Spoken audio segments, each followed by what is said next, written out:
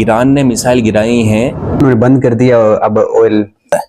Straight of Hormuz बोलते through the Strait of Hormuz. The Strait of Hormuz. Of Hormuz की हैं। पूरे world का 20% ट्रेड आता है। आप जानते हैं कि अभी ईरान ने मिसाइल गिराई हैं सऊदी अरेबिया के ऊपर भी, यूएई के ऊपर भी गिराई, बुर्ज खलीफा की, तो कुछ उसके आसपास के एरिया में कुछ कंपोनेंट गिरे हैं। स्ट्रेट ऑफ हॉर्मुज की हम बात करते हैं। हॉर्मुज जो स्ट्रेट है उससे पूरे वर्ल्ड का 20% ट्रेड आता है। स्ट्रेट ऑफ हॉर्मुज बोलते हैं हम उसको।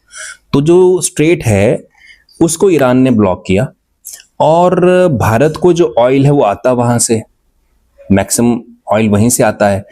अब अगर उसको बंद कर देते हैं, उस पर टैरिफ वो लगा देते हैं, इंक्रीज कर देते हैं, तो इंडिया में ऑयल के प्राइसेस बढ़ जाएंगे और ऑयल के प्राइसेस बढ़ेंगे तो हमारे देश में ट्रांसपोर्टेशन तो ट्रकों के थ्रू होता है मेनली, जो हाईवे के थ्रू, तो हमारे यहाँ हर चीज के दाम बढ़ेंगे, सब्जियों के दाम बढ़ जाएंगे, ट्रांसपोर्टेशन में सब कुछ आ जाता है उसके अंदर। फिर तो इंडिया में इन्फ्लेशन बढ़ेगी तो गवर्नमेंट को उसका जो है वो हार्म होगा और रुपीस के ऊपर प्रेशर बढ़ जाएगा।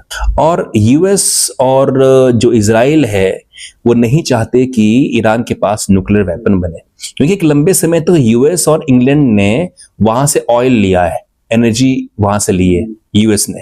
तो यूएस और जो बड़ी पावर हैं वो चाहते हैं कि जिन जिन देशों में ऑयल है, एनर्जी है, वो उन देशों के जो मतलब लीडर्स हैं वो उनके इशारे पे चले, मतलब थोड़े कोऑपरेटिव फेडरलिज्म में काम करें वो, और वो कोऑपरेशन नहीं करते हैं तो फिर ये उनके खिलाफ हो जाते हैं।